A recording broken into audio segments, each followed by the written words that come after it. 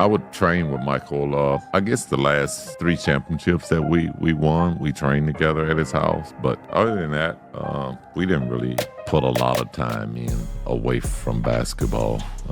Most of our time was spent, whether we were working out or on the practice floor. I really don't have regrets. I am a person that says, look back in your history and you come up with something that you feel like you want to change, something else has to change. Once again, that's the same analogy.